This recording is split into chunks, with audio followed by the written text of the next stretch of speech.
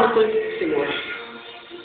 E quando aquele cego ele foi ao tanque de Siloé, quando ele acabou de lavar o seu olho, a Bíblia diz que a sua visão foi restaurada naquele momento.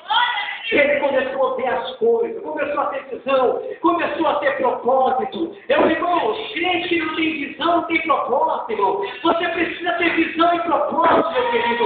Não ter visão de pardal, mas ter visão de águia. Deus quer ir além do que você está imaginando. Deus quer ir além do que você está sonhando. Deus quer ir além do que você está precisando.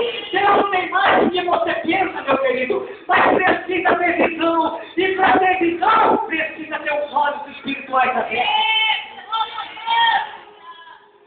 Louvado seja Deus. Irmãos, eu vejo que coisa linda. Quando aquele cego recebeu a visão, ele foi até os seus familiares contar as boas novas. E aí chegou aos curiosos e disse: rapaz, um catucando o outro. Aquele ali não era o que me indicava. Era. Aquele não era o cego que ficava nas esquinas, nas praças pedindo pão? Era. É ele mesmo? Era.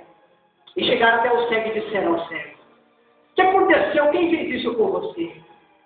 Sabe o que o cego disse para aqueles curiosos? Um homem chamado Jesus. Um homem chamado Jesus. Irmãos, o único que pode na terra e tem poder na terra de abrir o meu e seu olho espiritual é Jesus. Jesus, ele abre os nossos olhos espirituais para nós termos propósito, objetivo, para chegarmos aonde ele quer que nós chegamos. Uma coisa que o inimigo quer fazer na minha e na sua vida, isso é bíblico, tirar a visão do crente. Observa que quando Sansão, ele entregara ali o seu segredo, aquela mulher a qual estava lhe seduzindo, a Bíblia diz que quando os soldados inimigos cataram Sansão, qual foi a primeira coisa que fizeram com Sansão? Tiraram o quê? A sua visão. O inimigo, irmãos, ele quer envergonhar muitos crentes tirando a visão. Ele quer que você sonhe baixo, sonhe pouco, não tenha visão de ministério, não tenha visão de nada. O inimigo quer que você fique do jeito, às vezes, que nós estamos, sem ter visão. Mas Deus é o contrário, irmãos. Deus, ele quer descortinar, abrir os nossos olhos espirituais, para nós contemplarmos o cosmo espiritual que Deus tem para fazer em nossa vida. Agora, nós temos que tomar muito cuidado com um desses propósitos que Deus tem em nossa vida, que é a visão. Segundo lugar, terceiro lugar, que o inimigo, ele não quer que o crente faça. Ele não quer que o crente tenha. Isso é bíblico. E é um dos propósitos que Deus também tem em nossa vida. É a nossa boca espiritual. Deus não se alegra, irmãos, de crente que vive no silêncio, na solidão espiritual. Deus deu a boca para mim e para você falar a sua palavra, adorar o seu nome. E Jesus, ele que disse na sua palavra: eu procuro os verdadeiros adoradores, aqueles que adoram não somente com o seu lábio, mas com o seu coração. Deus deu a nossa boca espiritual para nós não calar diante das adversidades desse mundo, dessa vida. E quantos não têm calado, irmãos? Quantos não têm olhado para as provações, para as lutas, para as dificuldades, e não têm ficado quieto, ficado calado, deixado a tempestade vir derrubar, deixado fazer uma reviravolta na sua vida espiritual, por falta do quê? De abrir a boca e falar com Deus. Muita coisa tem acontecido contra a sua vida. Mas, irmãos, eu vejo que Deus, ele quer abrir a nossa boca espiritual para nós não ficar quietos, mas falarmos o que Ele nos dará mais falar. Aleluia. Glória a Jesus. Uma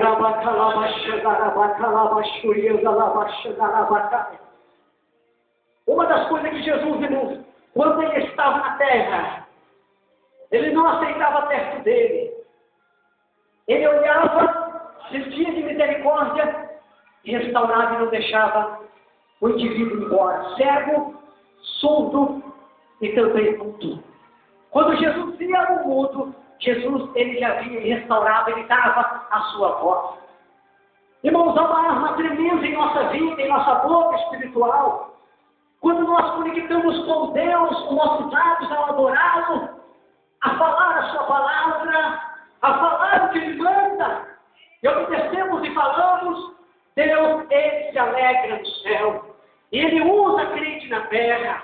Mas quando os crentes têm se acovardado, não têm falado o que Deus tem mandado, não têm propagado o que Deus tem mandado, não têm testificado o que Deus tem mandado.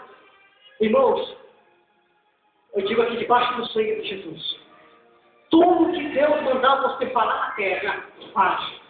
Não tenha medo de ninguém, não tenha medo de cara feia, não tenha medo de levante do homem, não tenha medo de levante da mulher, não tenha medo do levante do inimigo. Tudo que Deus mandar você falar, crente na terra, abre a sua boca cheia de dente e fale, porque Deus, ele se alegra de crentes corajosos, mas Deus não se agrada de crentes covardes. Quantos crentes não têm se acovardado, na hora que Deus tem mandado falar, não tem falado, meu querido, cheio de ser covarde, fala na terra, tudo que Deus mandar você falar. Louvado seja o nome do Senhor.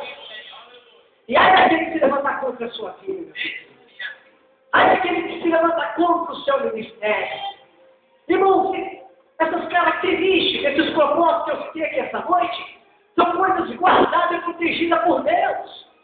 Os nossos pés espirituais, a nossa visão espiritual, a nossa boca para falar dele, para adorá-lo, espiritualmente falando. E quarta coisa que o Senhor tem para nós chegar no propósito, objetivo da vitória, a quarta coisa é o nosso ouvido para ouvir quando Deus está falando. Tem crente, irmãos, que perdeu o respeito na casa de Deus. Não só na casa de Deus, mas em outros lugares. Deus está falando com ele, Deus está falando com ela, e às vezes vem um homem e fala, Deus, isso não é para mim não, isso é para o meu irmão lá atrás. Tem crente que Deus está falando com ele, está com o ouvido fechado, não está dando crédito à voz do Espírito Santo de Deus.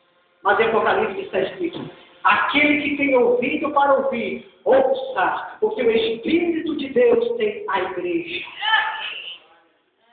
Deus, irmãos, através da fala, através do ouvir, Deus tem coisas tremendas em nossa vida.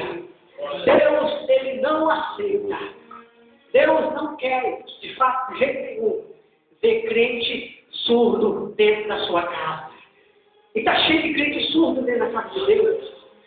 Deus está falando, não sente a presença, não sente a glória. Deus está ali, martelando no coração com a sua palavra. Irmãos, porque se esperar alguma coisa de mim, você não vai receber nada. Mas se você abrir o teu ouvido, o seu coração, para a palavra que eu estou pregando, Deus vai fazer coisas inefáveis e tremendas na sua vida. Porque o ouvido nosso, ele é como uma boca espiritual. Conforme a palavra de Deus entra no ouvido, desce no coração, o coração começa ali a absorver a palavra. Irmãos, e para finalizar, porque as horas já se foram, para finalizar, os propósitos que Deus tem em nossa vida, o último é o nosso corpo, o nosso templo espiritual. Tem crente, irmãos, que ele está morto espiritualmente falando. Nessa igreja,